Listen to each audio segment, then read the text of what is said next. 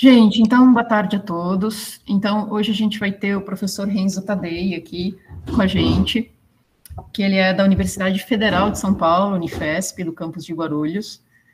Ele é professor de antropologia dessa universidade, doutor em antropologia pela Universidade Columbia de Nova York, coordenador do Laboratório de Pesquisas em Interações Sociotécnico-Ambientais, LISTA. Ele é diretor do programa de treinamento etnográfico do Comitas Institute for Anthropological Study, em Nova York. Ele é co-coordenador com Suzana Dias do tema transversal Comunicação, Disseminação do Conhecimento e Educação para a Sustentabilidade, do Instituto Nacional de Ciência e Tecnologia e Mudanças Climáticas. Ele foi visitante nas universidades de Yale, Duke e Universidade da República, no Uruguai. É membro do Comitê Permanente de Serviços Climáticos da Organização Meteorológica Mundial. Ele atua principalmente nos seguintes temas: teoria social, estudos sociais da ciência e da tecnologia, antropoceno e emergência climática, populações tradicionais e governança ambiental, risco e desastres, linguagem e performance. Então, Renzo, muitíssimo obrigada por ter aceito o convite aqui para dar essa aula para a gente, e a palavra é sua. E, por favor, apresente-se melhor, porque, desculpa, eu acabei pegando só a sua biografia do Lattes. Tá, joia.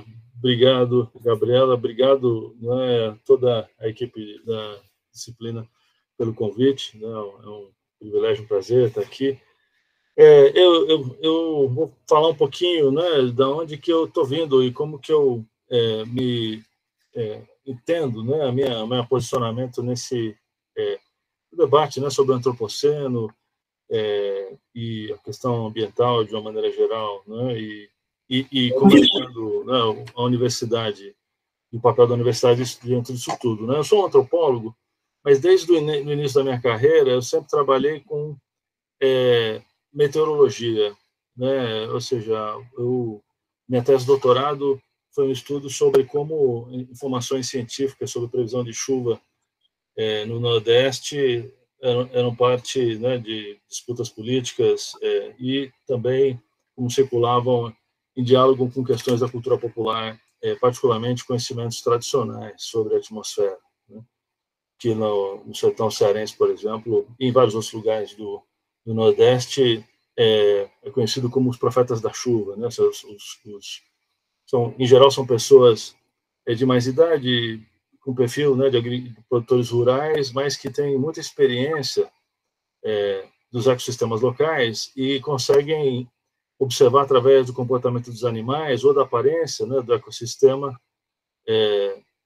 e extrair dessas coisas informações que permitem fazer algum tipo de previsão sobre chuva, né, o que, pensando na história, né, do sertão ao longo de toda a história, né? Até muito recentemente, a quantidade de gente que dependia de agricultura de subsistência era enorme, né? Então o valor dado à chuva era muito grande, né?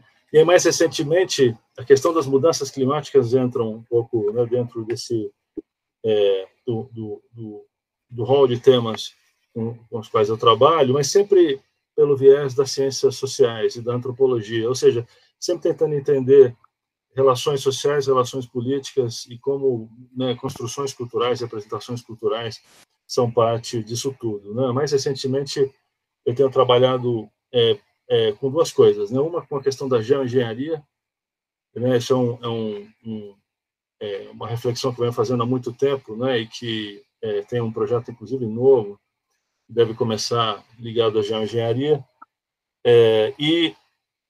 Por outro lado, eu comecei, né, minha pesquisa trabalhando com populações tradicionais, particularmente, né, os agricultores familiares no sertão do Ceará, mas mais recentemente, em virtude da minha vinculação, né, com a Organização Meteorológica Mundial, onde eu participo de um dos comitês ali, eu tenho me interessado muito a questão da maneira como conhecimentos dos povos tradicionais e das populações indígenas não são, deveriam ser parte da forma como lentamente se constrói mecanismos de governança do clima em escala planetária, né? Para colocar a questão assim mais diretamente, quem acompanha as reuniões anuais do clima, né, as COP, percebe que em termos de sociedade civil, né, grupos relacionados a povos indígenas têm estado presentes de maneira muito intensa ao longo dos anos, né? Mas quando a gente olha para o IPCC, que é o Painel Intergovernamental de Mudança Climática, que é o corpo, né, de cientistas composto a cada período de 6 ou 7 anos, né, a composição muda, que tem a missão de rever a bibliografia científica, né, sumarizá-la de alguma maneira que possa ter impacto junto aos tomadores de decisão. Quando a gente vê a abertura que existe aí para a participação de formas de conhecimento outras, né, que não as, enfim, né, reconhecidamente modernas ocidentais, enfim, como a gente queira chamar, né,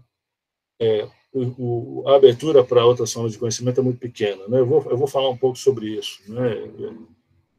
E é nesse contexto que, né, surge a questão do antropoceno, né? Eu vi o calendário de aulas e eu vi lá que a primeira aula foi uma aula que provavelmente infelizmente não tive tempo de ver a gravação, né? Mas onde eu imagino que o conceito, a dimensão científica da proposição do antropoceno foi tratada, né? Então eu não vou me alongar muito sobre essa questão do antropoceno, né? Eu vou comentar a partir das ciências sociais humanas, né? Por que o conceito de antropoceno chamou tanto a atenção, né? Enfim, né? De sociólogos, de historiadores da ciência, de filósofos da ciência, de antropólogos, né? E de que maneira, dentro das ciências sociais, houve uma requalificação do antropoceno, né? É importante mencionar isso porque vocês sabem, né, e deve ter sido mencionado em alguma outra aula, que houve aí há poucas semanas uma finalização, né, de um processo muito longo, de mais de 10 anos, que era dentro da União Geológica Internacional, né, a proposição de que efetivamente denominar a época geológica como sendo antropoceno em continuidade, né, com o Holoceno, criou-se dentro da União Geológica Internacional, o grupo de, né, dentro do Comitê de Estratigrafia, o grupo de trabalho do Antropoceno, que propôs, né, que, enfim, encontrou evidências que, na opinião desse grupo de trabalho, embasariam, né, justificariam a aceitação dessa nomeação, mas há poucas semanas atrás, né, um pouco mais de um mês atrás, eu acho, houve a votação no nível mais alto da União Geológica Internacional e isso foi rejeitado, né?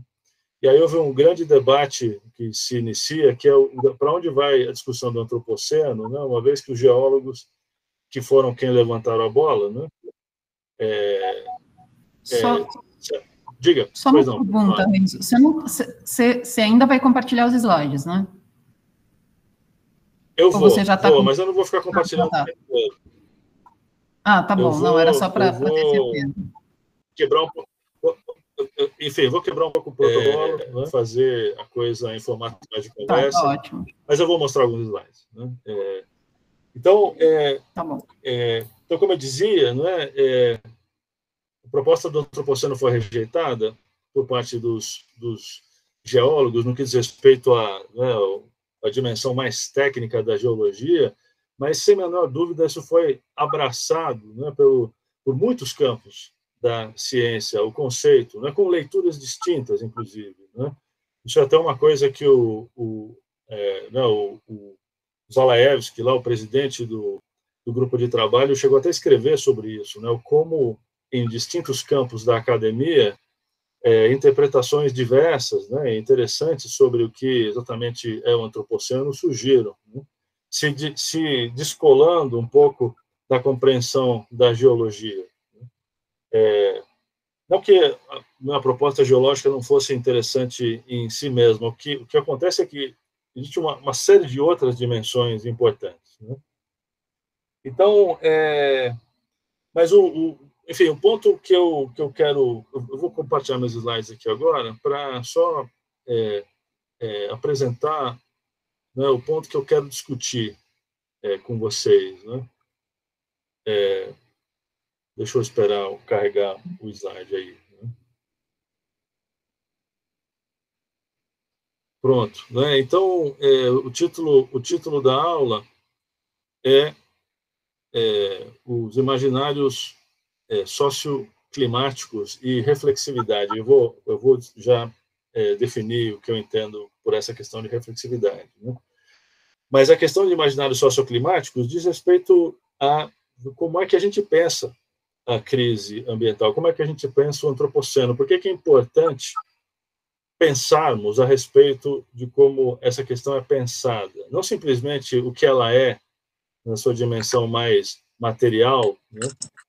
Mas também o que ela se transforma dentro das maneiras distintas que nós temos de dar sentido a ela, né? E com implicações muito importantes. Né?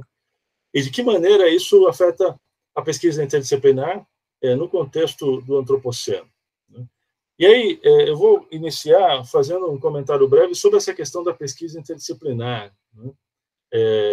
Ou seja, isso é um dos campos em que eu trabalho também, inclusive tem, né, alguns artigos recentes em que eu elaboro sobre essa questão, mas o ponto aqui da pesquisa interdisciplinar é o seguinte, né? E eu vou tomar o painel intergovernamental de mudança climática para discutir um pouco essa questão interdisciplinar. O IPCC, ele já há muitos anos é dividido em 3 grupos de trabalho. Né? Não era assim quando ele foi criado. Ao longo do tempo, essa configuração foi sendo elaborada, né? E já faz bastante tempo que esses 3 grupos de trabalho se mantêm em funcionamento. O primeiro grupo de trabalho é o das bases físicas, né? Colocando de uma maneira muito geral, né? Das bases físicas do problema. Então, é o grupo em que é amplamente dominado, né, por meteorologistas, físicos da atmosfera, climatólogos, né, onde questões desde a termodinâmica até computação e matemática usada para modelar a forma como a atmosfera funciona, isso tem um peso, uma importância muito grande no grupo de trabalho 1. Né? O grupo de trabalho 2 é o grupo de impactos, vulnerabilidade e adaptação. Então, o grupo de trabalho 2 é o grupo que, onde, no meu entender, né, como observador que está não tão distante assim, dado ao meu envolvimento na Organização Meteorológica Mundial, mas que ao mesmo tempo, não é parte, né, da maneira como o IPCC produz o seu trabalho, no grupo de trabalho 2 é um grupo que, ao longo do tempo, foi se intensificando em termos de interdisciplinaridade. Né? E aí, quando eu menciono interdisciplinaridade, obviamente, a gente poderia olhar para o grupo de trabalho 1 e, certamente, numa dimensão mais estrita de interdisciplinaridade, existe alguma ali, né? Você tem gente que como eu falei, da computação, da matemática, física da atmosfera, né? Então, mas é uma interdisciplinaridade de coisas que são relativamente muito próximas entre si. Né? Quando a gente olha para o grupo de trabalho 2, quando a gente pensa, por exemplo, da literatura científica que lida com impactos, vulnerabilidade e adaptação, o leque se abre imensamente, né? Porque aí você tem da área de sociologia, de antropologia, de urbanismo, de arquitetura, né? De psicologia, e, obviamente, de recursos hídricos, de energia, esse leque mais aberto nesse grupo de trabalho 2. Né? E o grupo de trabalho 3 é o grupo que trabalha com mitigação, né? O que deve ser feito para lidar com o problema nas suas causas. Né? E aí isso também é um pouco mais interdisciplinar do que o do grupo de trabalho 1, mas ainda assim não é tanto quanto o grupo de trabalho 2. Né? Então, existe essa divisão, inclusive da maneira como a interdisciplinaridade, né, a sua intensidade e a maneira como isso é definido existe dentro, né, do IPCC, que, por sua vez, é o órgão mais importante de construção de um certo enquadramento do conhecimento climático, com o intuito de afetar, de alguma forma, os tomadores de decisão, a classe política, né, a classe de gestores públicos e etc. Né, as empresas, enfim. Né. E aí, é nesse contexto que a questão da interdisciplinaridade é interessante, porque quando a gente olha no campo da pesquisa ligada ao clima, a gente percebe que, não no contexto do IPCC, né, mas dos laboratórios, nas universidades ao redor do mundo que estão desenvolvendo suas pesquisas, etc., a interdisciplinaridade ganha cada vez mais papel, mesmo em pesquisas ligadas a dimensões mais estritamente das ciências da natureza, em função do fato de como algumas agências de fomento entendem a questão, né? Ou seja, algumas agências que financiam pesquisa. Então, por exemplo, tem duas agências que são muito importantes, duas agências internacionais, né, que são muito importantes para como essa pesquisa existe no Brasil. Uma delas é o Belmont Forum, né, que é uma agência internacional financiada por vários países que tem a questão das mudanças e da crise ambiental como foco principal. Outra agência é o IAI, né, o Instituto Interamericano de Mudanças Globais. E ambas essas agências, né, e uma medida um pouco menor, mas também cada vez mais presente, a National Science Foundation, né, a Fundação Nacional de Ciência dos Estados Unidos, a própria FAPESP, né, tem exigido, demandado, né, uma interlocução mais intensa com as comunidades. O Belmont Forum recorrentemente usa a palavra coprodução do conhecimento para se referir a isso, né? E coprodução de conhecimento a maneira como eu entendo isso, né, é um estado bem avançado, né, de um caminho que começou com aquele debate sobre interdisciplinaridade. Se a gente olha, esse não é o tema da aula, então não vou me demorar muito nisso, mas se a gente olha como essas coisas se desenvolveram ao longo do tempo, a gente vê que o debate envolve, desde o início, né, aquela questão da interdisciplinaridade, depois multidisciplinaridade, né, e as discussões a respeito do que elas são convergentes, o que são diferentes. Surge, em algum momento, a ideia de transdisciplinaridade, né, e a diferença da transdisciplinaridade era justamente a inclusão de uma dimensão não estritamente científica, né, com forma de conhecimento mais relevantes para comunidades locais ou para os stakeholders, né, ou seja, os agentes envolvidos, suas formas de percepção, de trabalho, essas coisas todas, né? Isso acaba desembocando num caminhar em que a interlocução entre ciência e comunidades é cada vez mais intenso, né, e crescente, na ideia de codesenho da pesquisa e coprodução de conhecimento. O que exatamente é coprodução de conhecimento? Isso varia muito, né? Existem autores e campos da universidade que interpretam de maneiras peculiares, mas as interpretações mais, digamos assim,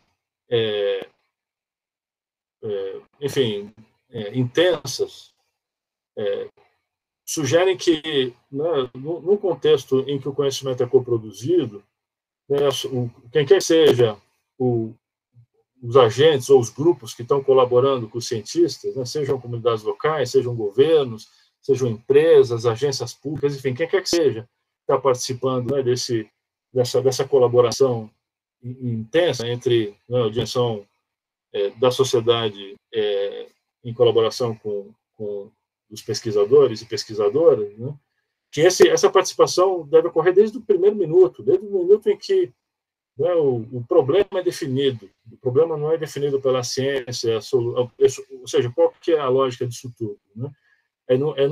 Não fazer como foi feito ao longo do século XX de maneira geral, em que a ciência, né, delimita o problema, define o problema, sem muita interrupção com o mundo fora, né, dos muros da universidade, faz o seu trabalho, propõe soluções e depois simplesmente apresenta isso para o mundo, né? A eficácia disso tende a ser muito baixa, né, por uma série de razões, né? Então, é nesse contexto que surge contextos como essa noção de coprodução. Por que eu estou mencionando isso tudo, né? Porque a gente efetivamente vive num contexto de grandes transformações dentro e fora da universidade, né? Mas o que é relevante para a gente aqui é o que acontece dentro da universidade. E isso se reflete em muitos outros lugares, né? Então, por exemplo, a discussão a respeito sobre justiça climática, né? O ponto da justiça climática, colocando de maneira muito simples, porque, obviamente, né, é um tema que se desdobra, né, e se ramifica em termos das características específicas de cada território, cada localidade, mas, de uma maneira geral, a questão da justiça climática diz respeito ao fato de que responsabilidades, né, e impactos são distribuídos de forma muito desigual, né, e é muito recorrente que algumas populações, algumas vezes relacionadas a minorias, né, que não tiveram contribuição histórica nenhuma para o problema da mudança climática, nem tem atualmente, né, mas que sofrem um impacto de maneira muito desproporcional. E aí estou falando de uma série de minorias, né, sejam minorias em grande escala, como, por exemplo, o fato das pessoas de mais idade, das mulheres, das crianças, das pessoas negras, enfim, né, mas também dos povos indígenas. Essa é uma questão importante, o ponto dos povos indígenas. É aí que eu quero focar minha atenção um pouco, né, para a gente entender como a universidade vem discutindo e tem se repensado em função dessas questões, né.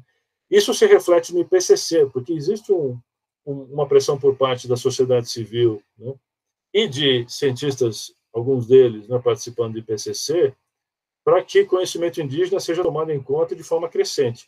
Isso vem acontecendo, só que vem acontecendo no grupo de trabalho 2, que é aquele grupo de trabalho de vulnerabilidade, impactos e adaptação. Dentro de que racionalidade? Né? Da ideia de que os impactos e as vulnerabilidades, elas são tão localmente determinadas, né? São tão os contextos locais são tão importantes que ninguém melhor do que as próprias comunidades, né, para entender num detalhe muito refinado, né, como que essa vulnerabilidade se constitui. E aí, no caso dos povos indígenas, existe o elemento de distinção aí, que não é simplesmente o fato dos povos indígenas serem povos que, de maneira geral, têm uma vulnerabilidade exacerbada, né, desproporcionalmente alta com relação às mudanças climáticas. Além disso, né, segundo dados da ONU, eles constituem 6% da população do planeta, mas são, de alguma maneira, controlam 80% da biodiversidade, ou controlam territórios, né, onde 80%, ou alguma coisa em torno disso, né, da biodiversidade do planeta se encontra. Existe um reconhecimento crescente, né, a respeito da importância dos modos de vida tradicionais indígenas para a preservação dessa biodiversidade. E o Brasil está no centro, né, desse debate em função de uma série de pesquisas recentes, né, muitas delas, mas talvez uma que é muito interessante mencionar aqui, se a gente tiver tempo eu mostro alguma coisa para vocês, que é a arqueologia amazônica, né, o que a arqueologia amazônica tem mostrado a respeito do papel dos povos indígenas, não só ao longo do tempo estendido de permanência dos povos indígenas na Amazônia, não só na preservação da biodiversidade, mas no fomento à biodiversidade, através de ação antrópica, né? Contradizendo a ideia de que a existência humana e a biodiversidade são incompatíveis por definição, né? As pesquisas recentes mostram que isso é um erro, né? Que essa incompatibilidade não existe, né? Mas, enfim, e aí o que acontece mais recentemente, no ano 2022, é que existe uma organização dos povos indígenas do Ártico, ligado à etnia Inuit, né, que é um nome... Antigamente, esses povos eram conhecidos através do termo esquimó, né, mas eles preferem ser chamados de Inuit, e o nome utilizado agora é Inuit. Existe uma organização chamada Conselho Circumpolar dos Inuit,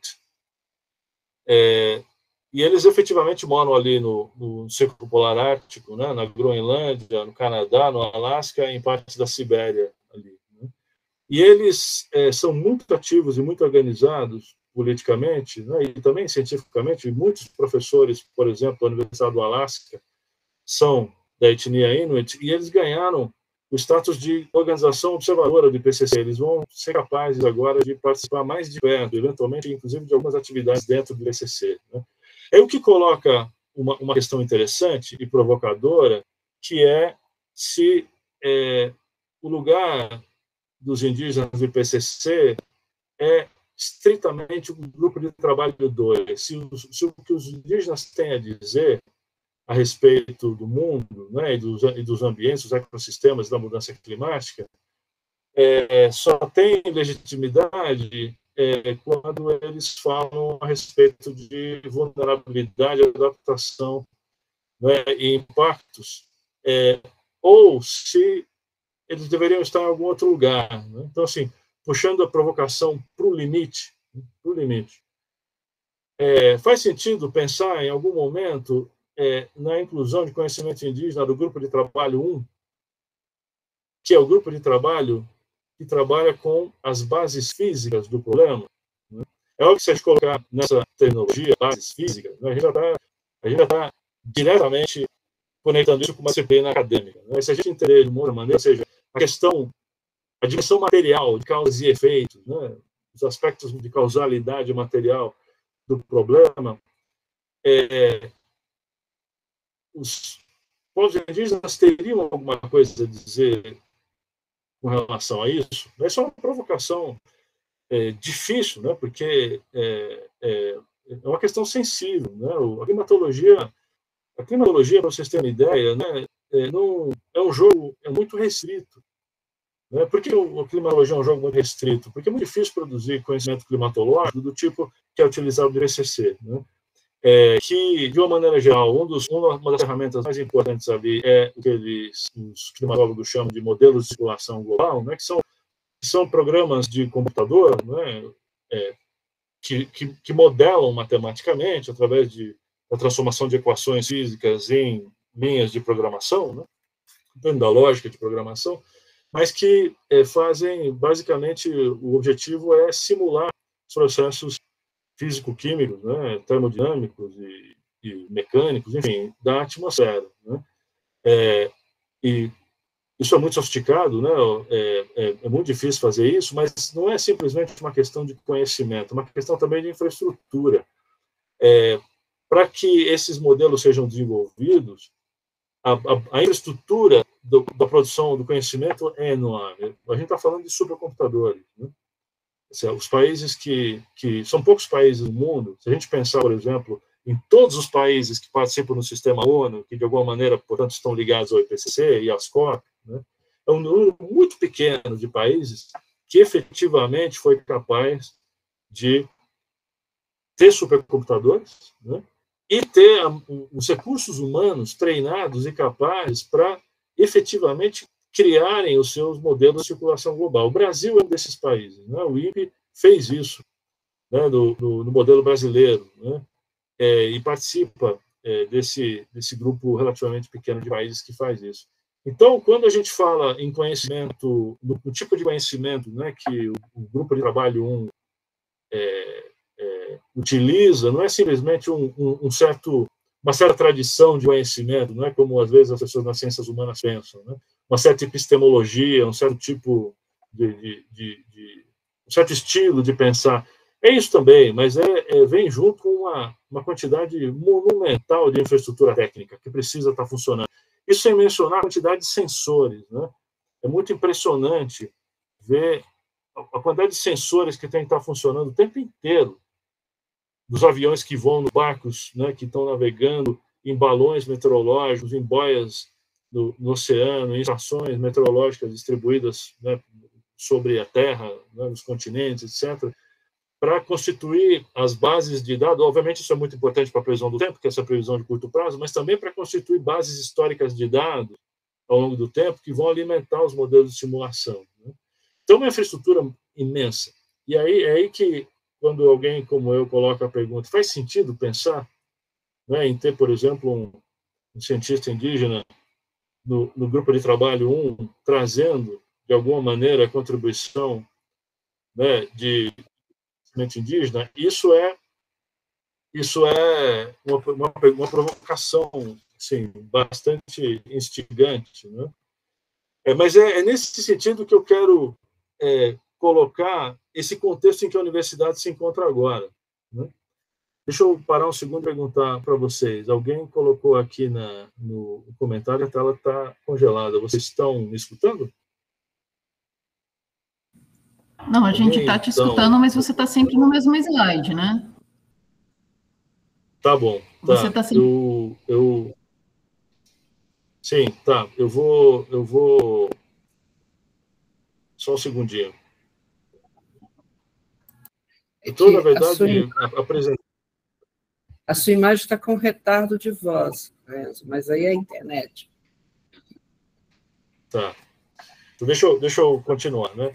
Então, eu estou colocando o contexto em que esse debate acontece para a gente entender, né, por que ele é tão difícil dentro e fora da universidade, né? Eu falei sobre o contexto de coprodução do conhecimento, né? Que é uma abordagem que é crescentemente utilizada dentro da universidade, mas que demanda transformações muito importantes na maneira como a ciência é produzida, né? E, de novo, para deixar isso bem claro, o que significa, né, qual é o sentido de falar em coprodução de conhecimento? O ponto fundamental aqui, né, é que quando os agentes que vão se beneficiar do conhecimento, né, sejam eles quem forem, a gente pode pensar em agentes públicos, em agências do governo, por exemplo, né, ou em comunidades locais, né? Quando a participação desses agentes se dá desde um primeiro momento de pesquisa, inclusive no momento em que as variáveis, né, da pesquisa, em que o problema em si é definido, a probabilidade, né, de que esse feedback, que é difícil, né, porque isso, de certa forma, retarda o trabalho científico, exige que o cientista, em algum momento, faça coisas que nunca vão virar publicação, né, acadêmica, não vão virar essas coisas que acabam, né, funcionam nesse esquema interno da universidade de valorização do trabalho. Mas o final do caminho é muito importante, porque esse feedback constante no processo da produção da pesquisa com as comunidades ou os agentes, ou quem quer que seja, faz com que o conhecimento produzido no final seja legítimo e relevante. Legítimo e relevante em que sentido? Relevante porque quem conhece, né, a natureza do problema e como ele é abordado no mundo social são os agentes que trabalham com o problema. Então, se eles participam em todo momento do conhecimento, da construção do conhecimento, esse conhecimento já sai, né, como se fosse um quebra-cabeça. O formato da peça que sai se encaixa bem melhor, né, no formato da peça do problema social ali, porque ele já foi produzido junto dessa interação com a sociedade. E, por outro lado, ele é entendido como legítimo. Legítimo em que sentido? Né? O usuário, o agente, o stakeholder, a comunidade, quem quer que seja, se entende também como proprietária daquilo, né? Se sente mais envolvido, né? Não é simplesmente alguma coisa que está recebendo, né, num contexto que, historicamente, pode ser complicado, né? Contexto da universidade, que é acusada de setor de marfim, de produzir conhecimento, né? Então, esse processo de coprodução do conhecimento tem essa vantagem, né? A vantagem do final da trajetória, né? As pessoas sentem que é uma coisa que elas veem o valor, né? O valor está muito claro para o usuário. Não significa que o problema se resolve de maneira fácil, porque tem problemas sociais que são dificílimos, né, de resolver, né? E às vezes o que é desenvolvido junto com a ciência é só um pedaço, uma parte, uma peça dessa questão, né? Mas o ponto é que isso cria uma tensão na universidade. Uma tensão em que sentido? No sentido da ciência pura, aquela ciência, né, que é desenvolvida num contexto em que uma utilização imediata não faz parte da maneira como a ciência é pensada, né? E o contexto, né, as dimensões da universidade que procuram cada vez mais se dedicar à extensão, trazer a comunidade para dentro da universidade, né, envolver a comunidade em todas as atividades sociais, etc. Eu acho que o IPCC é um lugar incrível para a gente pensar essas questões, primeiro porque o IPCC ele tem um papel de indutor, ele induz um bocado de coisa que acontece no mundo, né? Quando o PCC ele abraça uma causa, imediatamente muitos departamentos universitários do mundo inteiro começam a trabalhar com aquilo, né? Um exemplo disso foi na relação entre COP, né, as reuniões do clima e o PCC, foi a meta de 1,5 grau de aquecimento global, né? Quando a gente viu, pelo menos a partir daquele momento do Acordo de Paris, essa meta de tentar fazer com que o aquecimento global não passasse de 1,5 grau, né?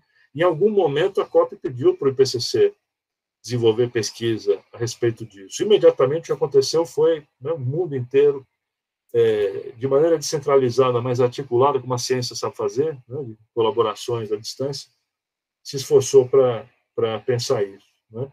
Então, é nesse sentido que essa aproximação com o mundo, para que o conhecimento seja mais legítimo, isso se coloca para o IPCC também, inclusive no que diz respeito à dimensão física, né? E aí, eu vou rapidamente aqui passar por alguns slides para mostrar para vocês que isso deve ter sido mencionado, né, em alguma outra aula. O IPCC começou o trabalho dele em 1988, né, começou um quadro dentro do que é aquela atividade da ONU dentro do qual as reuniões do clima acontecem. A Rio 92 foi um momento importante de construção daquilo ali. E o que a gente vê nos gráficos do último relatório do IPCC é que o consumo de combustíveis fósseis continua crescendo. Esse gráfico aqui, o que está em azul, é o carbono produzido pela indústria de combustíveis fósseis, né?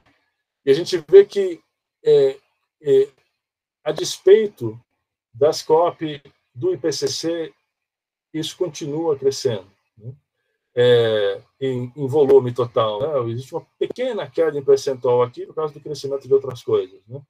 Mas isso continua crescendo. Isso é um exemplo, né, da preocupação da ciência, que, a despeito de ser feita da melhor maneira possível, é uma ciência que recorrentemente é entendida como não eficaz o suficiente para transformar padrões no mundo, né? Sejam padrões de comportamento, sejam padrões de organização social. No caso aqui, a gente está falando de padrões de uso de energia, né?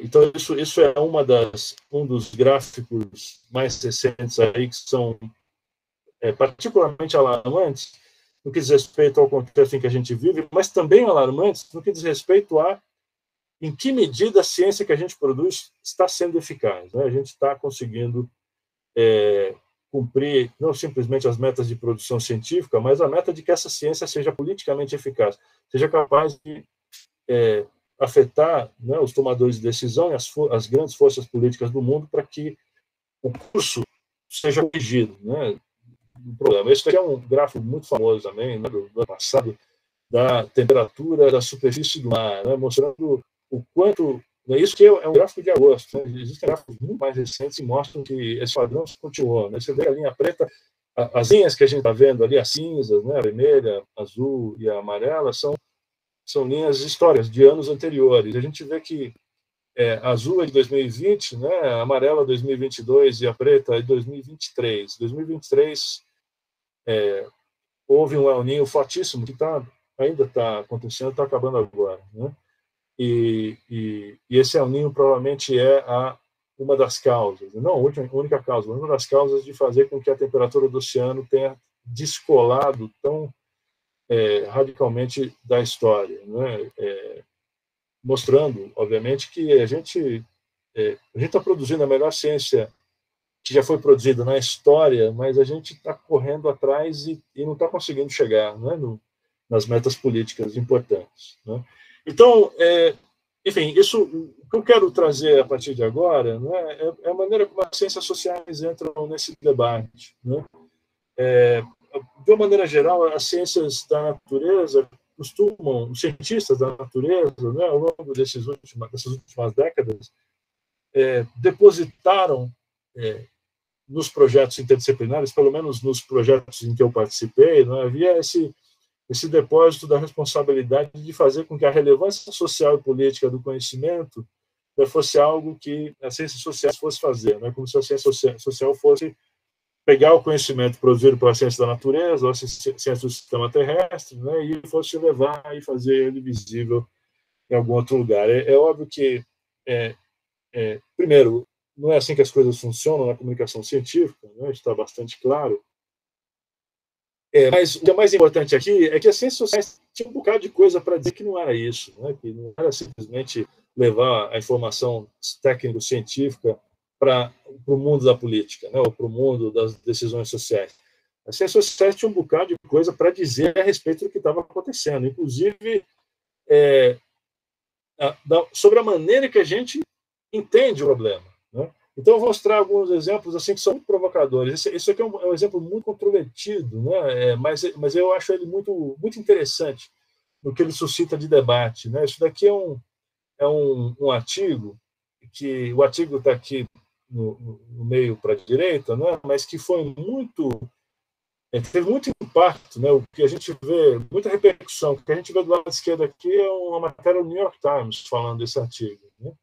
Ou uma série de artigos que lidam com a mesma questão. Qual que é o ponto aqui, né? São alguns geógrafos que sugeriram o seguinte: houve no hemisfério norte, né, no século XVI, XVII, o que foi conhecido como a pequena era do gelo, né? Ou seja, houve um resfriamento, as temperaturas caíram, estatisticamente falando, né, durante alguns séculos. Ficou conhecido como a pequena era do gelo. E existe muita pesquisa, muito debate a respeito do que pode ter gerado a pequena era do gelo. E o que esses geógrafos sugerem, eu estou simplificando muito o argumento aqui, obviamente, né? Quem tiver interesse nisso, depois pode ler o artigo. O que eles sugerem é o seguinte: é que com a chegada, né, dos invasores europeus nas Américas,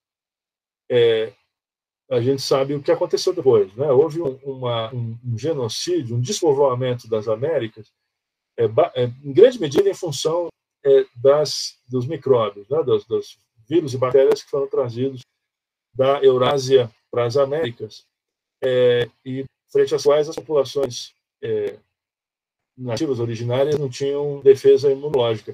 Isso fez com que uma quantidade brutal, né, de pessoas morressem. Algumas pessoas falam em torno de 90% da população morreu, né?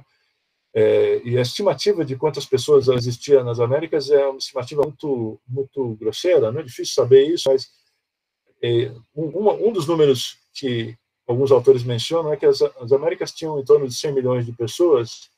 E vocês conseguem imaginar o que significa de 100 milhões de pessoas, 90 milhões morrer em algumas décadas em função de um tsunami de epidemias, né, que varreu o continente inteiro.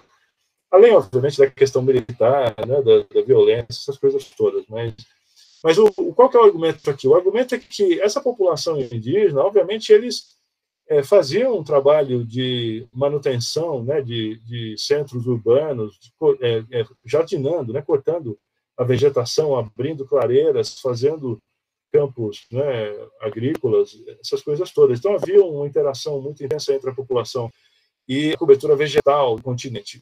Com uma epidemia que mata 90% da população, o que obviamente aconteceu, dado o fato de que uma grande parte do continente é coberto por florestas tropicais, né, é que muito rapidamente a vegetação retomou essas áreas, né?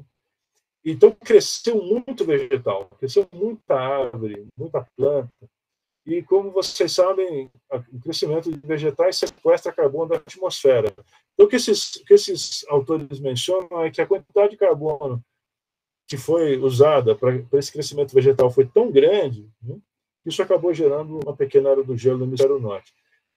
Vocês percebem, e aí o que a gente vê aqui nesse artigo que eu coloco nesse quadrado mais embaixo, à direita, né, é um outro artigo que contesta isso, né? Isso é um debate, tem autores que contestam essa hipótese, mas vocês percebem a questão, né, da ideia de oceano, ou seja, da ideia de algum tipo de ação antrópica, algum tipo de ação de coletividades humanas que tem um impacto sobre, né, o sistema terrestre, tamanho a ponto de mudar efetivamente a temperatura do planeta, né?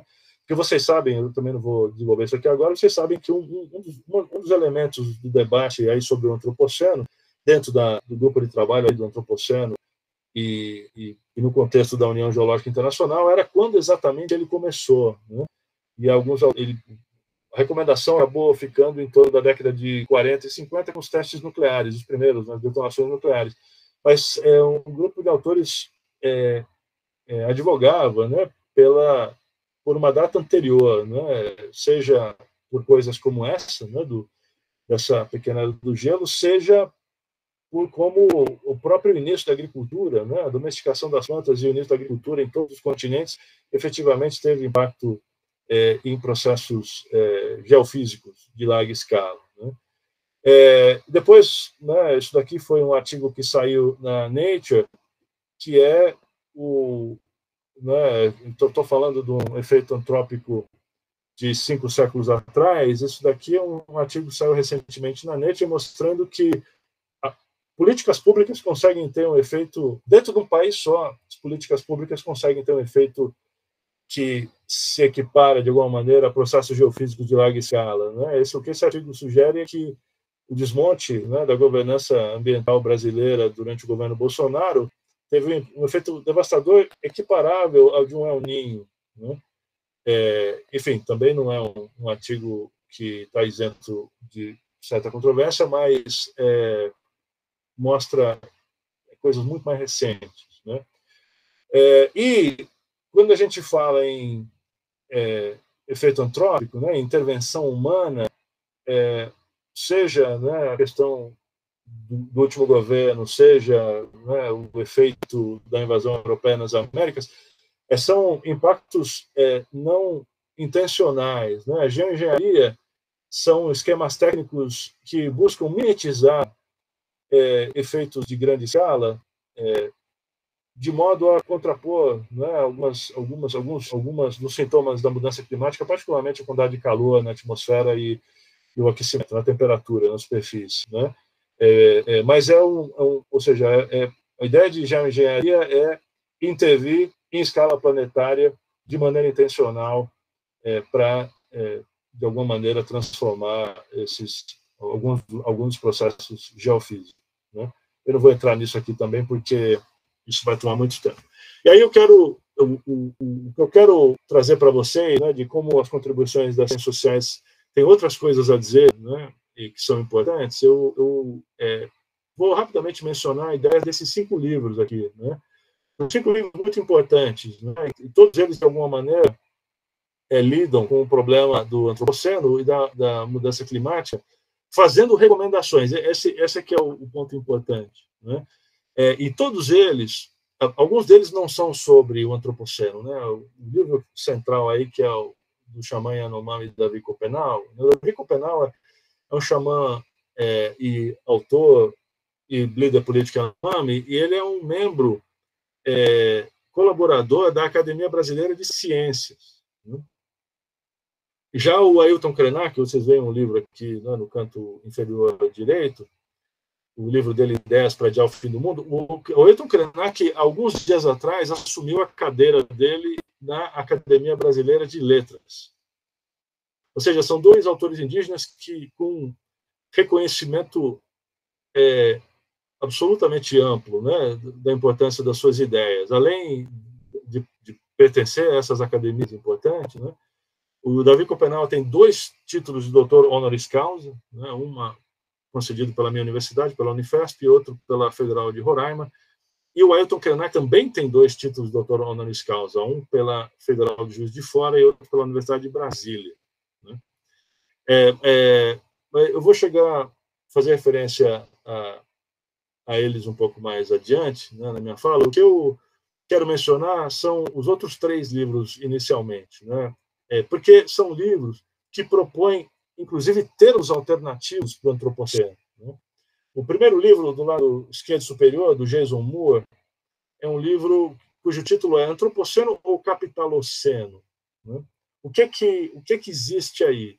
Existe uma crítica, que é uma crítica universal nas ciências sociais e nas humanidades, a respeito do antropos, que compõe a palavra antropoceno. Porque o que a palavra antropoceno dá a entender, ou sugere, né, é que é o Homo sapiens, né, a espécie humana, que gerou, né, através das suas atividades, gerou esse distúrbio, né, no sistema terrestre, tirando aí o planeta de um equilíbrio termodinâmico que tinha no passado, né? E o que o Jason Moore coloca, ecoando muitos outros autores, né, é que é um absurdo achar que é a espécie humana, que obviamente não é a espécie humana, né? Que, na verdade, os propositores da ideia de antropoceno, que foi o Gene Stormer, que era um ecólogo norte-americano, né? E o Paul Crutzen, que era um químico da atmosfera dos Países Baixos, né, da Holanda, eles fizeram, né, essa proposição sem maiores considerações a respeito do que significava colocar esse antropos na palavra, né? Mas também replicando, de certa maneira, uma coisa que o Malcolm Ferdinand, que é o autor desse livro, Uma Ecologia Decolonial, que é um livro incontornável hoje para entender, né, na minha opinião, e de muitas pessoas, para entender o contexto que a gente vive, chamar a crise contemporânea de antropoceno, isso é um sintoma de um ambientalismo que se desenvolve historicamente em países como Estados Unidos, por exemplo, mas também no Brasil, né, que se desenvolve com uma cegueira absoluta no que diz respeito a problemas políticos, particularmente os problemas sociopolíticos ligados às heranças da história colonial desses continentes. O que eu estou querendo dizer? Né? No livro Uma Ecologia Decolonial, Malcolm Ferdinand diz o seguinte: existe um problema político da conservação da natureza, existe um problema político das discriminações, dos direitos humanos, dos racismos. E esses dois grupos de problemas foram historicamente entendidos como duas coisas diferentes, né? Como uma coisa é o problema da conservação, outra coisa é o problema de direitos humanos e racismo, por exemplo, né? E aí o que ele diz nesse livro é o seguinte: isso é uma compreensão muito típica, né, do ambientalismo norte-americano, que é um ambientalismo insensível para a dimensão política. Né? É óbvio que não é o ser humano, nem a espécie humana que gerou o problema. É um determinado grupo histórico. Né? E aí, que grupo histórico é esse? Que grupo de pessoas? Né? Que momento histórico é esse? Segundo Jason Moore, obviamente é o capitalismo. Né? Ou seja, é o capitalismo técnico-científico, moderno, industrial, essas coisas todas. Né? Que no mundo globalizado em que a gente vive, afeta todo mundo, obviamente, né? Mas nem todo mundo participa, e muito menos se identifica, né, com essa forma, né, de se entender no mundo, imposta pelo capitalismo. Ocorre, no entanto, que isso foi criticado. Né? Então, a gente vê nesse livro abaixo, do lado esquerdo inferior, é um livro por duas pesquisadoras norte-americanas importantíssimas. Uma é a Donna Haraway, as duas são pesquisadoras da Universidade da Califórnia, né? Inclusive, acho na mesma unidade que a Universidade da Califórnia, Santa Cruz. Né? A Donna Haraway, ela é filósofa da ciência, feminista, ecofeminista, e Anna Tsing, ela é uma antropóloga, né? E faz antropologia política, né, há muito tempo. O que elas propõem nesse livro é o seguinte, que existe um problema em dizer que o problema é o capitalismo, né, que capitaloceno é uma palavra melhor do que antropoceno, porque se a gente olhar, né, para as alternativas ao capitalismo históricas, particularmente durante a Guerra Fria, quando a gente olhava para a União Soviética e que ideias a União Soviética possuía a respeito do mundo, né, o que elas detectam é que não era muito diferente do capitalismo. Né? É óbvio que, no que diz respeito à relação, por exemplo, entre seres humanos e a Terra, os seres humanos e, né, os territórios, os seres humanos e os animais, e o papel do ser humano, como essas comunidades políticas, né, seja o capitalismo norte-americano ou, né, o comunismo soviético, como essas essas coletividades entendiam o papel do ser humano no que diz respeito a transformações do território e do ecossistema. O que elas mostram é o seguinte: não é tão diferente assim, né? Porque seja no capitalismo, seja no comunismo soviético, existe uma coisa que é identificada como excepcionalismo humano. Né? O que é o excepcionalismo humano? É a ideia de que a espécie humana tem direitos privilegiados, né? Existe de uma forma privilegiada no planeta, portanto, tem direitos sobre todos os outros seres e sobre os territórios, né? E que esses direitos de intervenção ilimitada sobre outros corpos, né? de outros seres, os animais, as plantas, os territórios, isso nunca é questionado em nenhum momento, né? Seja no mundo soviético, seja no capitalista, né? Então, o que elas propõem não é exatamente um modelo político refletindo aquele momento da Guerra Fria, é uma coisa anterior e mais amplamente disseminada, que é o modelo da plantation, uma coisa que tem origem colonial nas Américas, a maneira como os europeus constroem a ordem econômica nas Américas através da criação de plantations, né? E a gente, quando estuda a história do Brasil, vê isso, né? O que foi ali o Nordeste brasileiro no primeiro momento, né, da colonização, no que diz respeito a uma intervenção brutal por parte dos portugueses que aniquilaram quase completamente a Mata Atlântica, né, naquela região, de maneira completamente intencional, ou seja, aquilo ali foi devastado completamente para transformar tudo aquilo em plantation, né, em plantação de cana, etc. Né? Então, a Anna Tsing e a Donna Haraway, e eu estou simplificando um bocado, porque são autoras muito incrivelmente prolíficas e com pensamento complexo, né? Então, tem várias outras dimensões do pensamento delas.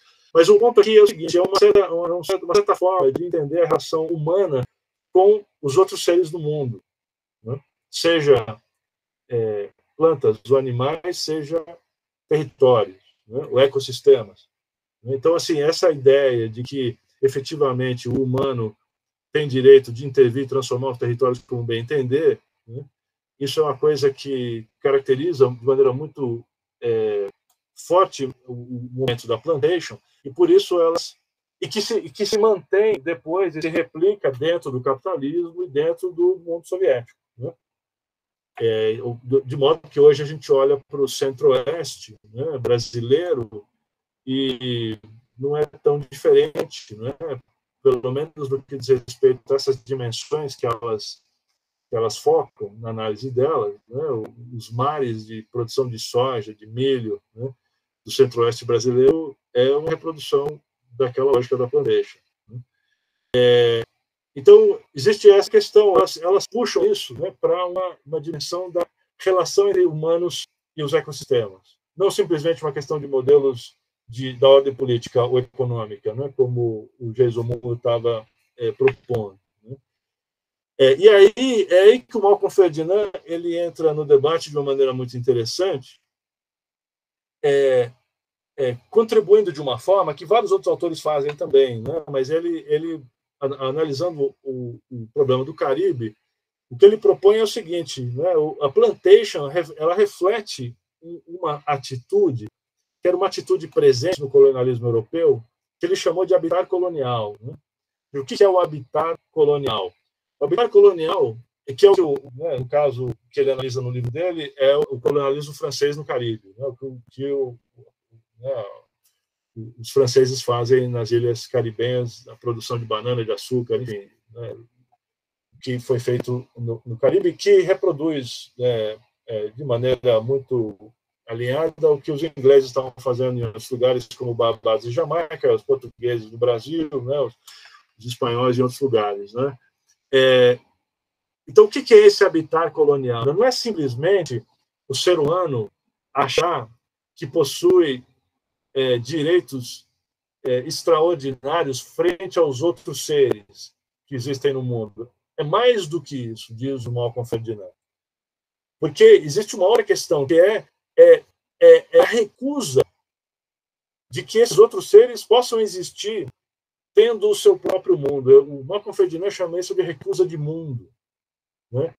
E aí, essa situação fica um pouco complexa para a gente, se a gente pensar na relação entre humanos e vegetais, né? Mas o Malcolm Ferdinand, de maneira muito inteligente, o que ele mostra é o seguinte: a gente consegue entender isso quando a gente olha para as plantations e vê a população escravizada nas plantations. E o que é aquela população escravizada? Né? Eram pessoas sequestradas da África, né? E que no processo de cruzar o Atlântico tinham a sua humanidade destruída. Né? E aí ele fala muito sobre o navio negreiro como um processo de engenharia humana, né?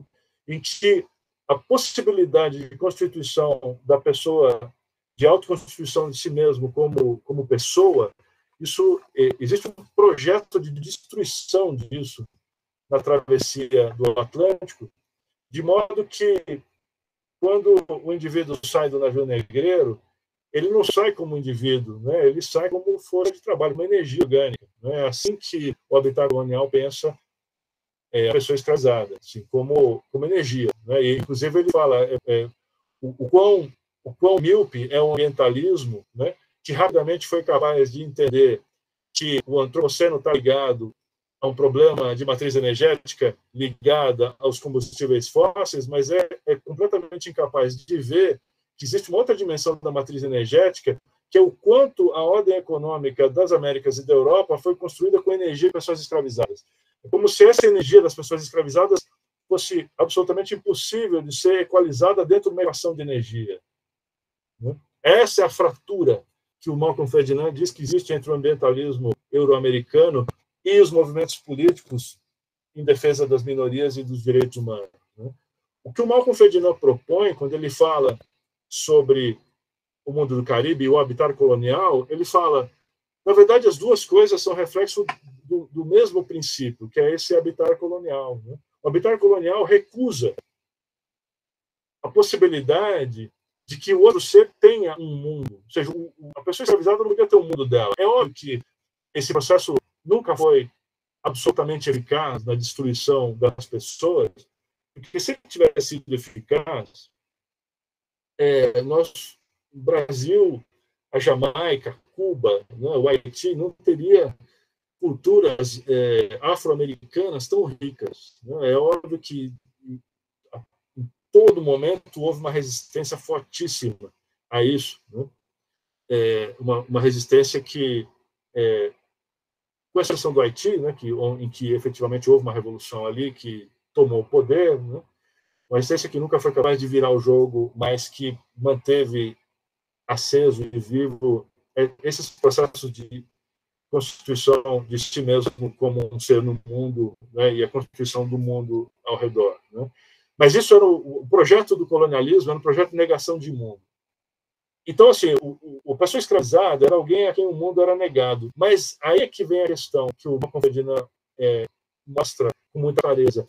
A mesma coisa acontecia com os ecossistemas animais. Então, a plantation é a negação do mundo para o ecossistema. É a impossibilidade da existência de um ecossistema que funcione enquanto ecossistema. Né? A plantation é a destruição do ecossistema para substituir o ecossistema por monocultura, em grande escala. Né? A mesma coisa é a relação com os animais. Né? Os animais, a produção de animais que existe no contexto da plantation, ou em torno da plantation, né? Se estrutura de uma maneira que nega aos animais a possibilidade de mundo. Enfim, isso que eu estou falando para vocês é meio esquisito. Né? Isso aqui que eu estou querendo dizer com que existe um modelo, né, de organização da realidade que nega a um ser humano a possibilidade de ter mundo. Obviamente, isso é mais fácil de entender, isso é um processo de escravização, mas também nega aos demais seres, animais, a possibilidade, qualquer possibilidade de mundo, e também aos ecossistemas. Eu estou falando da destruição dos ecossistemas, estou falando da destruição dos animais, seja na forma de extinção, em função da destruição da biodiversidade, seja na forma de escravização através de coisas como a pecuária industrial. Né? E por que eu estou usando a palavra escravização? Eu já vou chegar nisso em um segundo. Né? Então, vocês percebem, o que o Malcolm Ferdinand faz é muito interessante e vira o jogo completamente, né? Vira a mesa de ponta cabeça do raciocínio. Né?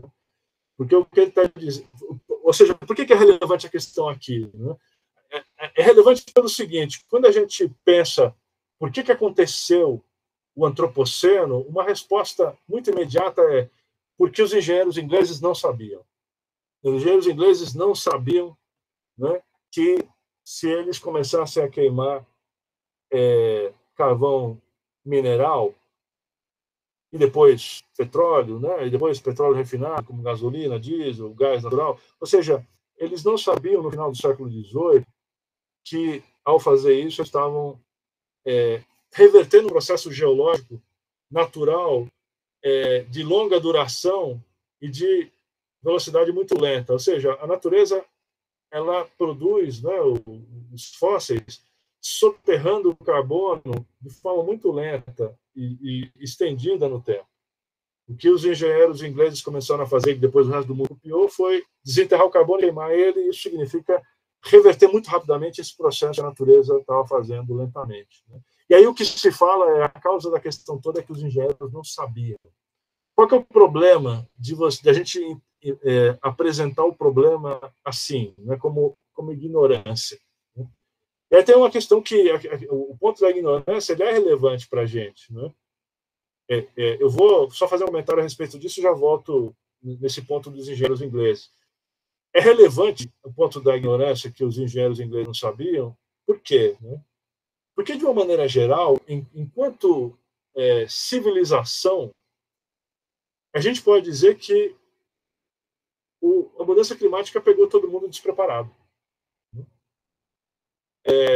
Aí alguém pode dizer, não, peraí, no final do século XIX, o Arrhenius, né, que era um químico famoso na história da química, o Arrhenius propôs, no final do século XIX, que a queima de combustível fóssil ia acabar aquecendo, de alguma maneira, a atmosfera. De fato, ele falou isso no final do século XIX. Que efeito isso teve na maneira como o mundo existe? Nenhum.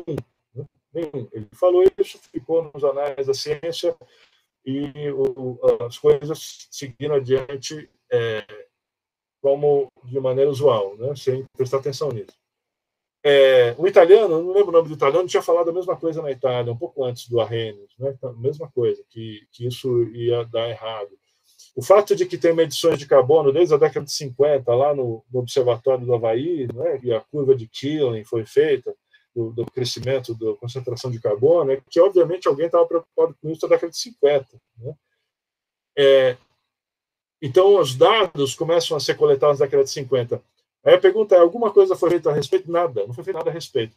Tanto é assim que a Raquel Carlson escreveu, em 1962, publicou um livro chamado Primavera Silenciosa, que é tido como um dos momentos de fundação do ambientalismo norte-americano, né? O livro Primavera Silenciosa. Se vocês estão vendo a série da Netflix, Problema dos Três Corpos, né? Esse livro aparece ali. Né?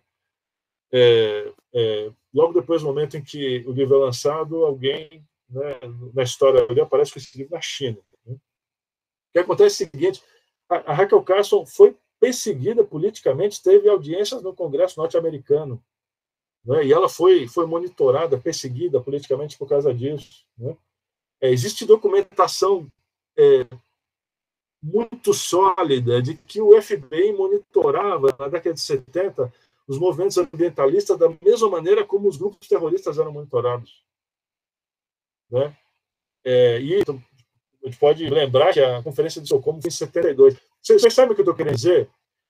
A ciência fala as coisas, existe uma atitude ativa de não tomar em consideração o que a ciência está falando. Né?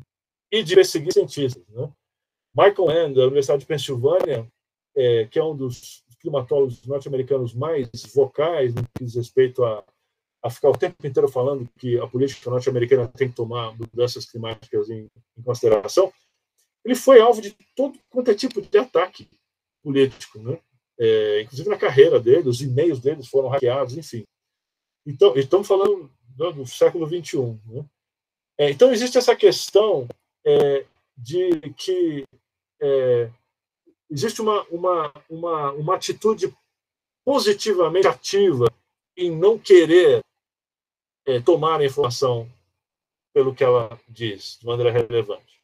Mas, além disso, existe o fato, efetivamente, de que a gente conhece muito pouco do mundo natural, né? Isso em contraste com a maneira como a ciência é ensinada para a gente na escola, né? No ensino fundamental e médio, né? Então, por exemplo, né, só 20% do fundo do mar é efetivamente mapeado, né? O relatório sobre os oceanos globais, que foi emitido 2 anos atrás, né, o Escritório das Nações Unidas para os Oceanos está no processo de elaboração do 3º relatório, mas tinha informação ali que era incrível, né, que é o fato de que 95% dos invertebrados marinhos não estão descritos pela ciência. Né? 95%. Só 4% do céu do universo visível foi explorado. Então, existe esse ponto que a gente costuma esquecer, né, que o Homo sapiens é um primata terrestre, e que, portanto, pensa, né, e recebe o mundo como primata terrestre. Eles têm tanta dificuldade de entender o fundo do mar, dificuldade de entender o espaço, tem dificuldade de entender a atmosfera. Né? Ainda que a gente tenha tecnologia incrível, seja capaz de fazer. Mas o que eu estou querendo dizer é o seguinte: o argumento da ignorância não é irrelevante, porque, de fato, a gente precisa tomar essas questões em consideração no contexto de coisas, por exemplo, como pensar em geoengenharia, né, e construir. Está saindo cada vez mais na imprensa agora, né? Parece que o apoio por parte de cientistas e empresários e governantes de alguma intervenção mais intensa no planeta na forma de geoengenharia, e a mais comumente mencionada, qual é? É de pulverizar sais de enxofre na estratosfera do planeta, mimetizando uma erupção vulcânica, né? De modo que uma parte da radiação solar seja refletida pelas moléculas, né, dispersas na estratosfera, refletida de volta para o espaço. É como se fosse um termostato que filtra uma parte do calor, manda de volta para o espaço e uma quantidade menor de radiação solar chega efetivamente à superfície terrestre. Né? Enfim, isso deixa muitos ecólogos em pânico em razão de coisas como o que esse slide mostra. Né? Assim, se a gente realmente acha que a gente consegue prever todas as implicações, decorrências possíveis, né, de reduzir a quantidade de radiação solar, veja, a radiação solar é um troço que não varia em função da atividade solar, né? Mas, de alguma maneira, os ecossistemas vivem com essa.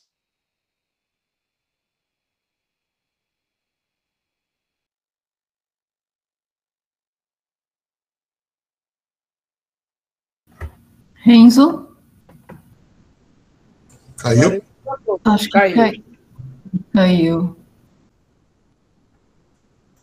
Mas acho que vocês podiam ir pensando já em que vocês vão perguntar para o Renzo quando ele voltar, se ele conseguir voltar, né?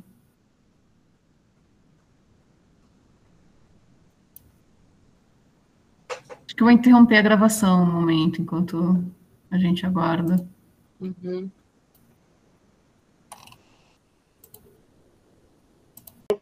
É a cidade de Nova Orleans e o furacão Katrina.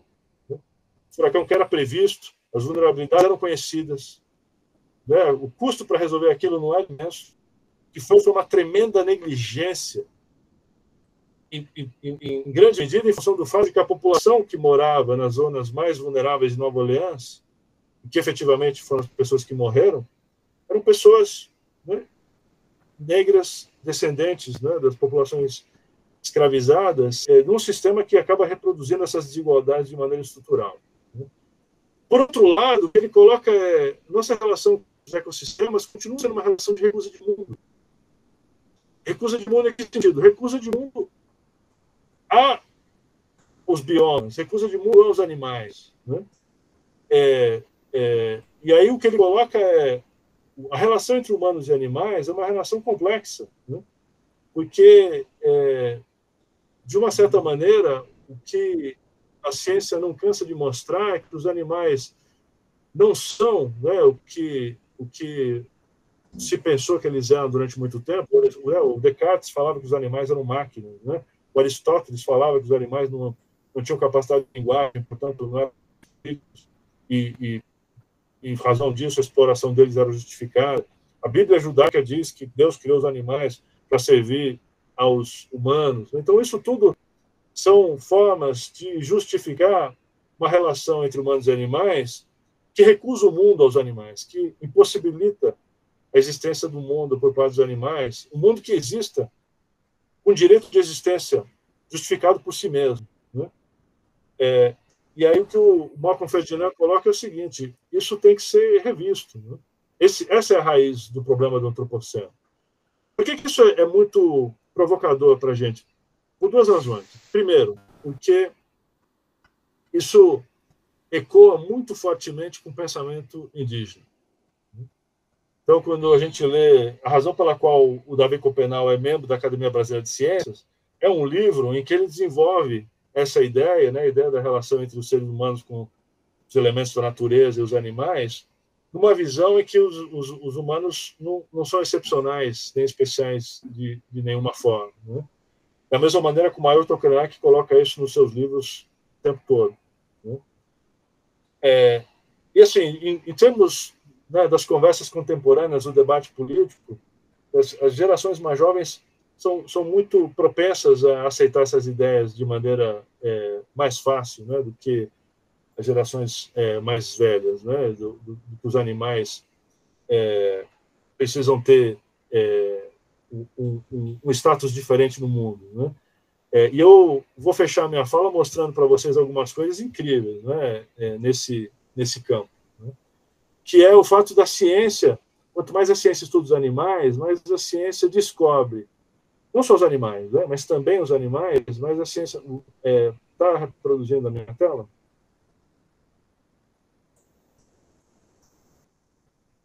Agora, sim, está sim. Está sim.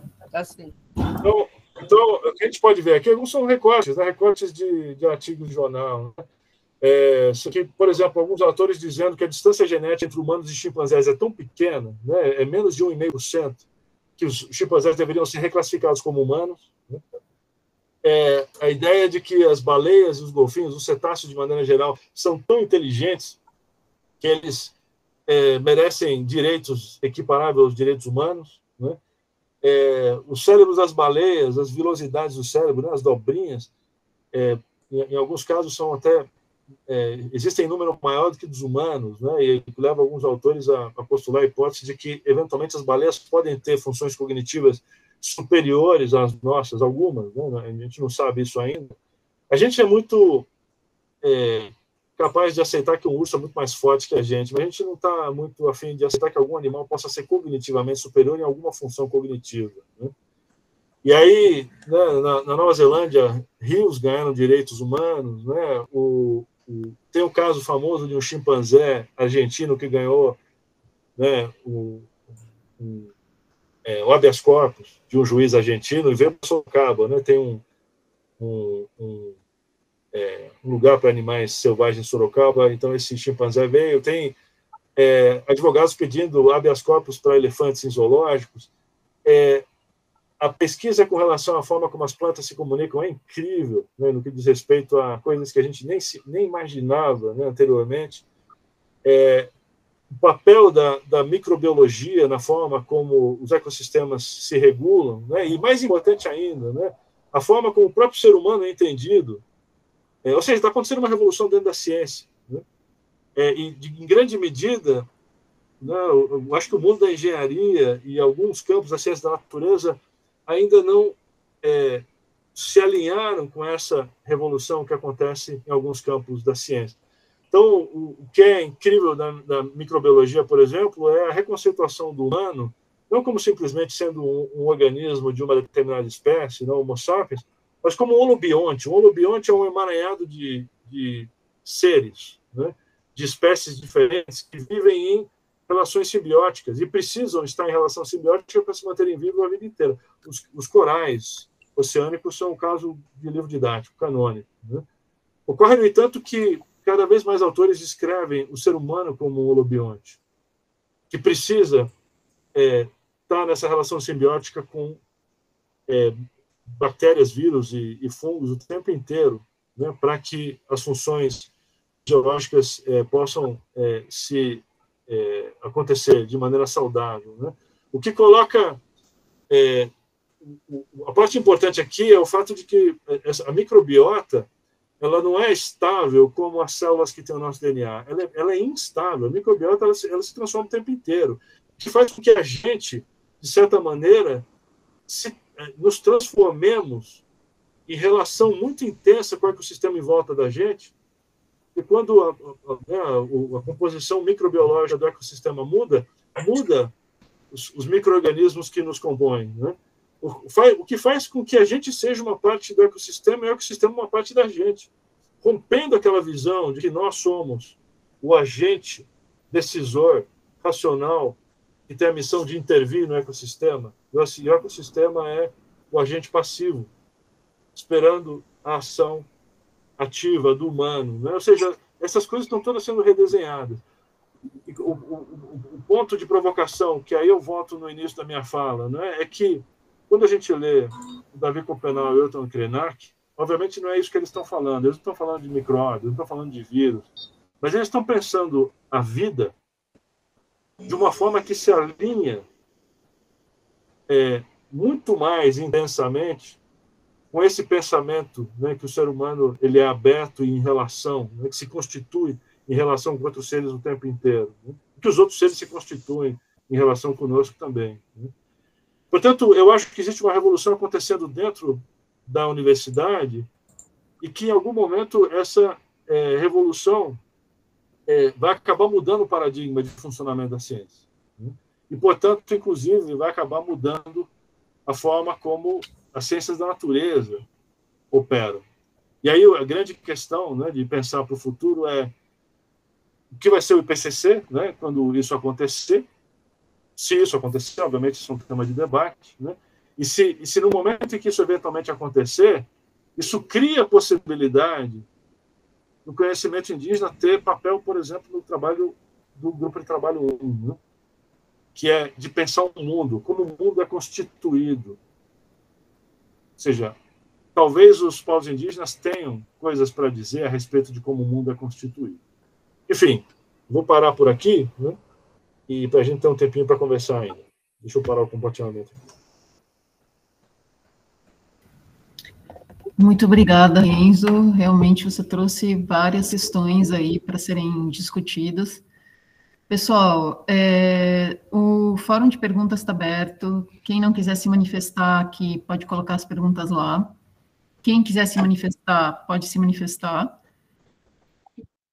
Enquanto ninguém levanta a mão, eu vou fazer uma pergunta para o Renzo.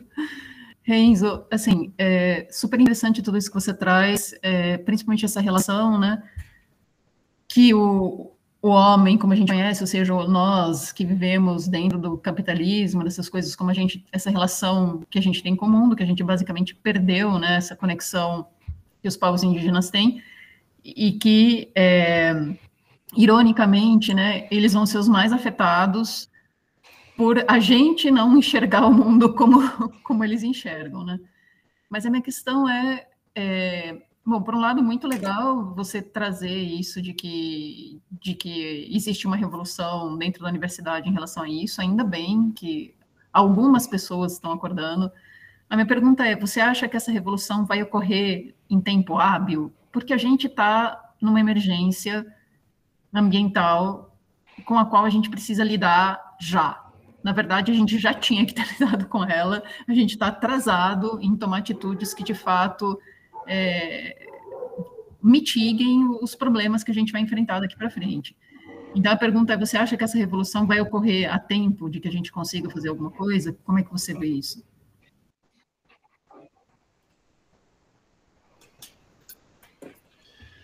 Essa é uma pergunta, enfim, que está na cabeça de todo mundo, né? Porque você percebe que o tema da geoengenharia, por exemplo, né, alguns esquemas são super mirabolantes mesmo, né? Por exemplo, colocar espelhos no espaço para refletir uma parte da radiação de volta do espaço, tal. Ou ficar o tempo inteiro produzindo nuvens artificiais, pintar todos os tetos de branco, tem um monte de formas possíveis, né, de tentar controlar a quantidade de calor na atmosfera e na superfície. Mas veja, né, dentro desse estudo que eu mostrei, né, um bocado de gente acha que não é esse, não é o caminho. O caminho deveria ser outro, né? Ou seja, na verdade, apostar muito mais na capacidade regenerativa, autorregenerativa dos ecossistemas, né? Trabalhar e fomentar isso, né? Ou seja, dado o fato de que os ecossistemas são complexos em escalas que a gente não entende, né? Ou seja, a ideia de que a gente já entendeu tudo, que basta a gente agir, isso às vezes algumas pessoas têm essa ilusão, né? Que tudo é culpa do político, porque o político não faz, né, o que deveria fazer. É óbvio que os políticos não fazem, tem um bocado de interesses, um bocado de gente remando contra, né? Tem isso também, né? Mas a ideia de que a gente já entendeu tudo, isso é uma grande ilusão, né? Então, assim, um dos medos da geoengenharia é esse, né? Existem muitos sistemas que não são lineares, né? Que podem efeitos negativos que podem ser amplificados, pode afetar um bocado de gente, né? Se mudar o regime de chuva sobre a Índia, por exemplo, mesmo que seja poucos percentuais, né, se diminuir a chuva, isso causa, em muito pouco tempo, né, fome epidêmica na escala de dezenas de milhões de pessoas, né?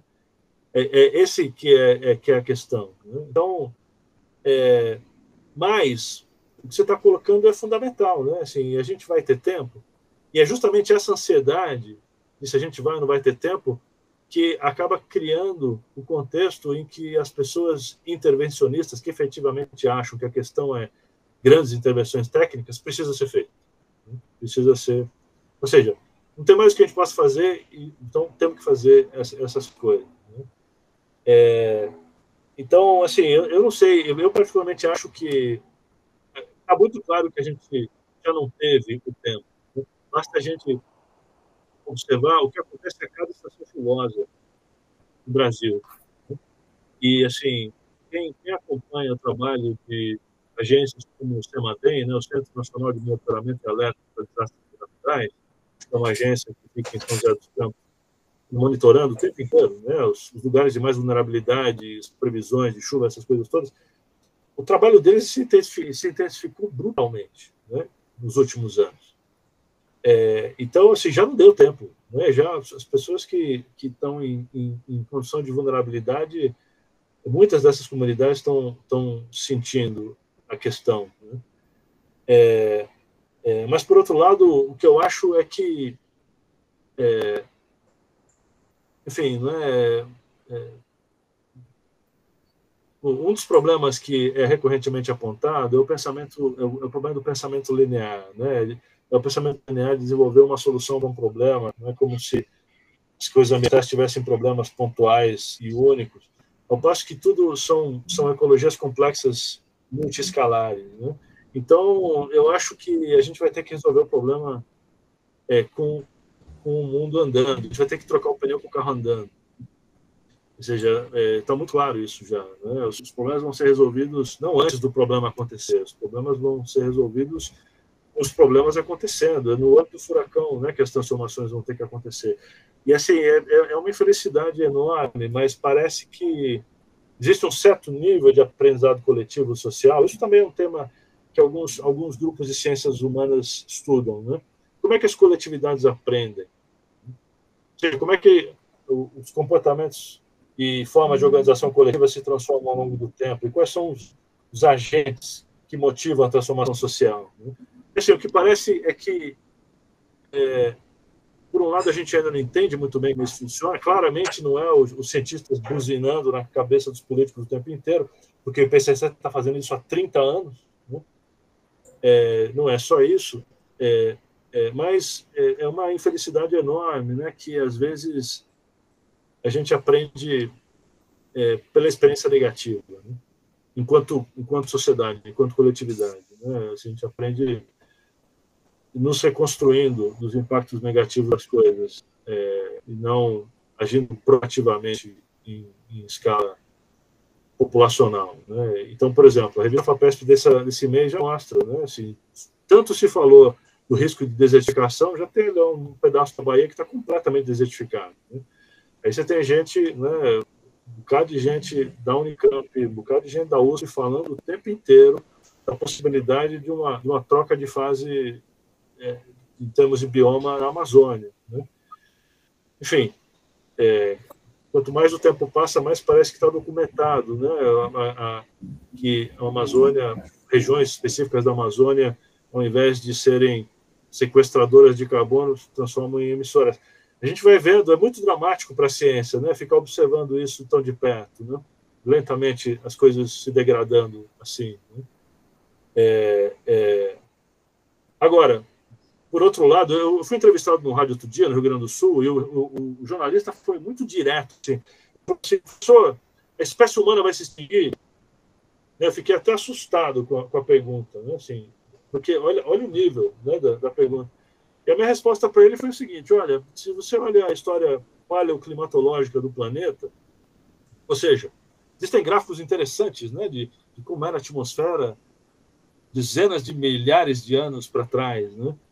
Centenas de milhares de anos para trás. Então, é possível reconstruir a situação da atmosfera de alguma maneira e, ao mesmo tempo, equiparar isso com a história arqueológica, né, das civilizações.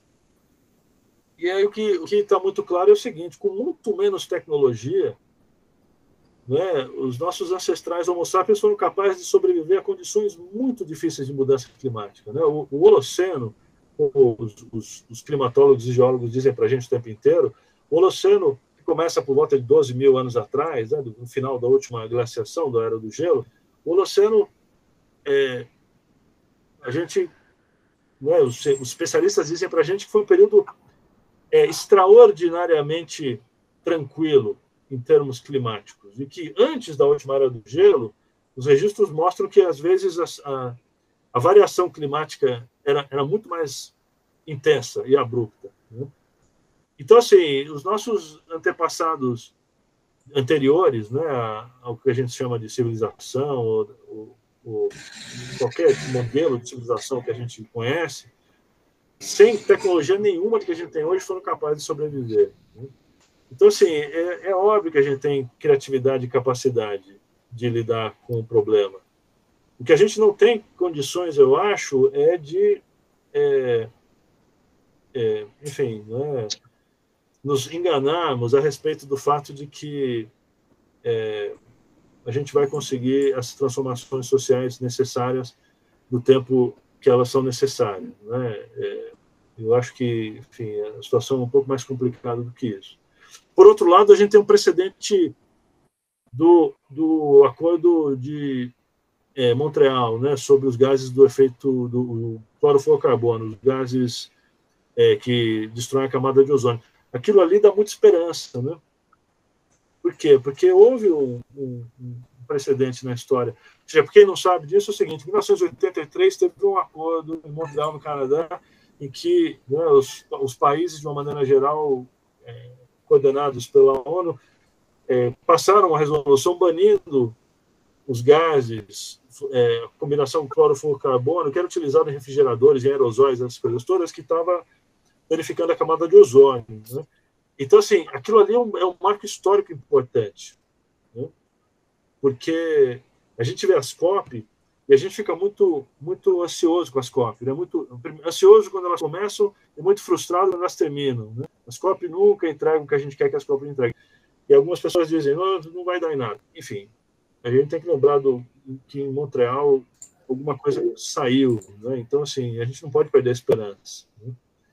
Assim, a gente tem que, de certa forma, ser pessimista e realista, mas, ao mesmo tempo, não perder a esperança. Isso, acho que é o desafio que a gente tem.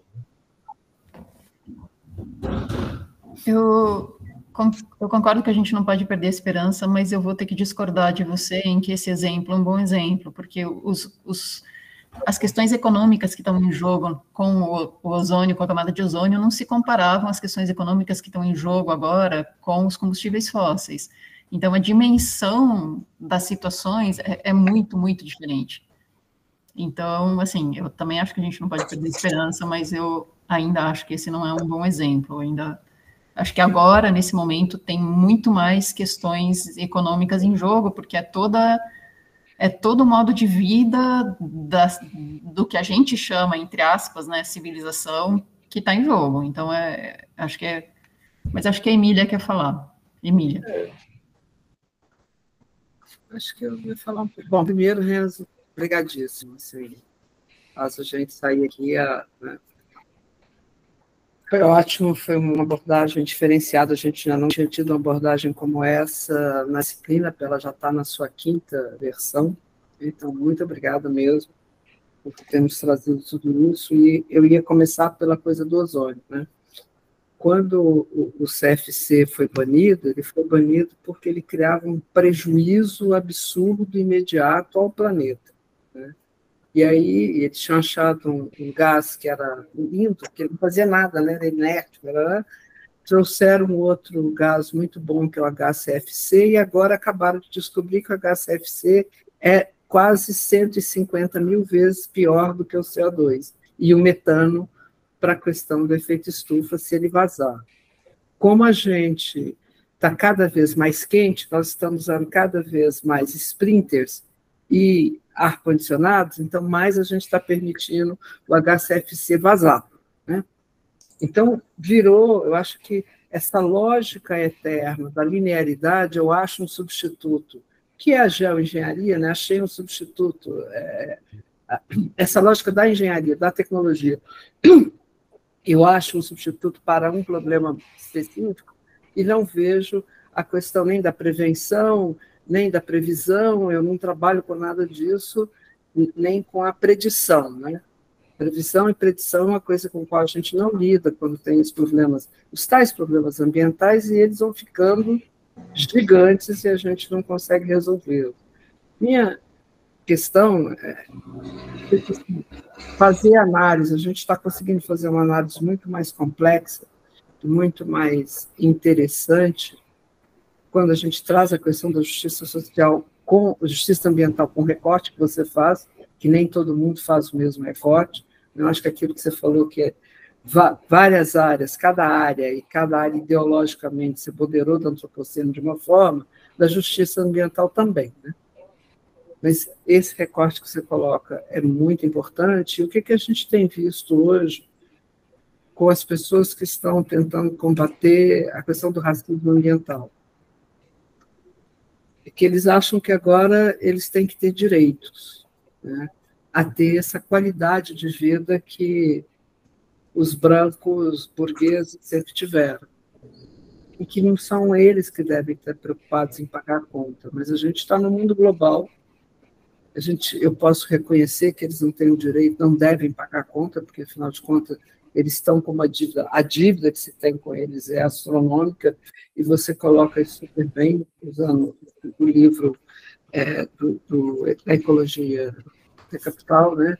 Acho que decolonial, desculpa, isso é colocado incrível, mas, de repente, como é que a gente vai resolver isso? Porque, na realidade, o que nós temos hoje, de fato? Os bilionários, não é nem mais os milionários, os bilionários estão construindo seus bunkers.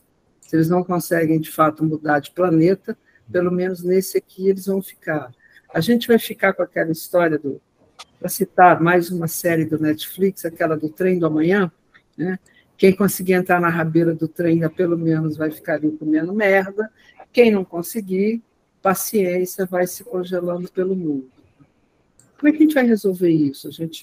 Você, como antropólogo, portanto, na área de sociais, você acha que a gente tem clima para fazer, de fato, uma revolução? Os famosos, que o Milton Santos chamava de revolução dos homens lentos. Ela vai chegar a tempo para que a gente consiga, de fato, ainda ter acesso a esse mundo que a gente conhece? É possível reverter isso? Você acha que você consegue especular alguma coisa nesse sentido? Porque a crítica está posta, né? A gente está vendo. E aí?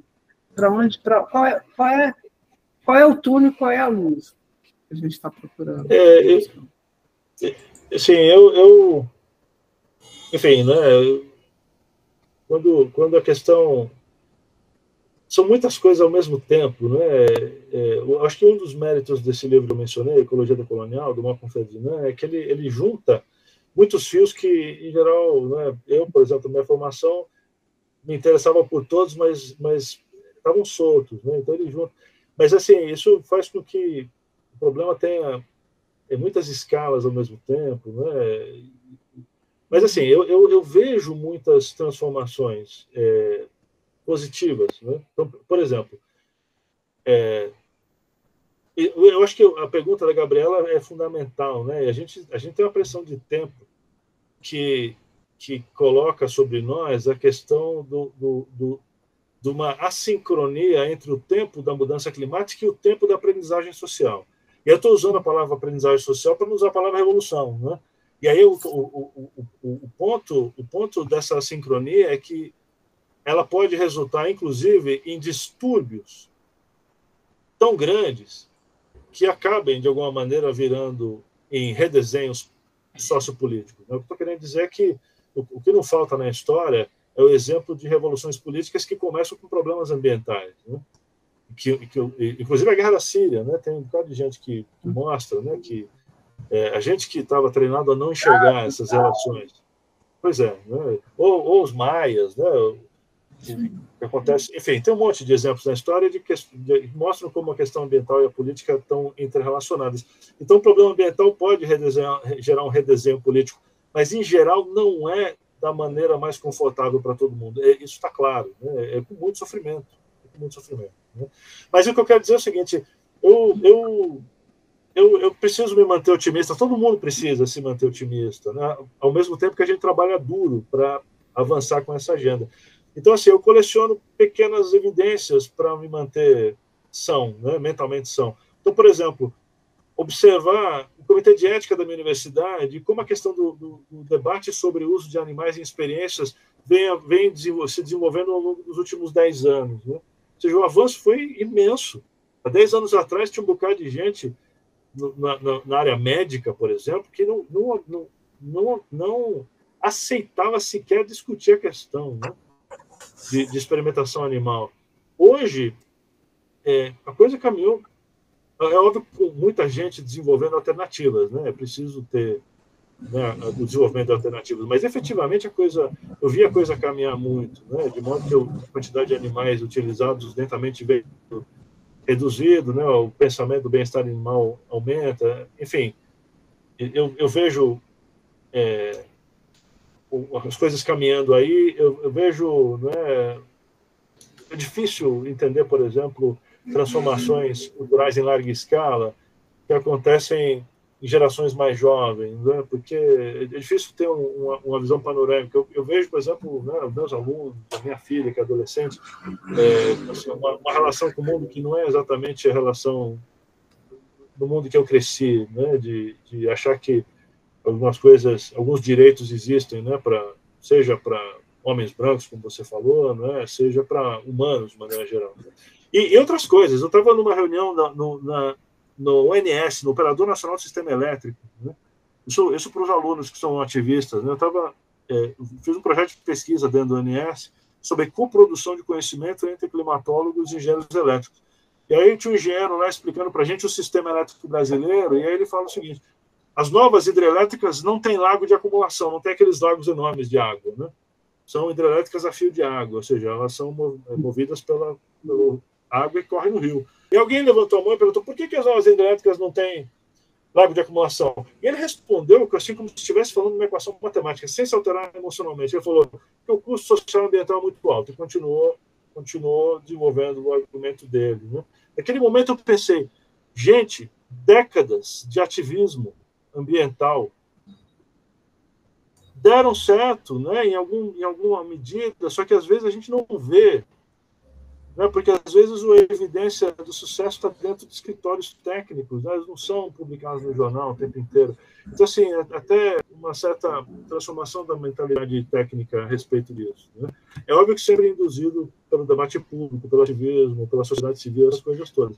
Então, não é que a gente não está andando, eu acho que a gente está andando, né? É que essa nossa incapacidade de ver a coisa toda na sua inteireza, né, que dificulta muito para a gente, né? Isso é uma coisa. E a outra coisa é construir soluções enquanto coletividade heterogênea, né? Isso é uma coisa. Eu me formei engenheiro, né, na minha graduação, depois que eu fui para Ciências Humanas, né?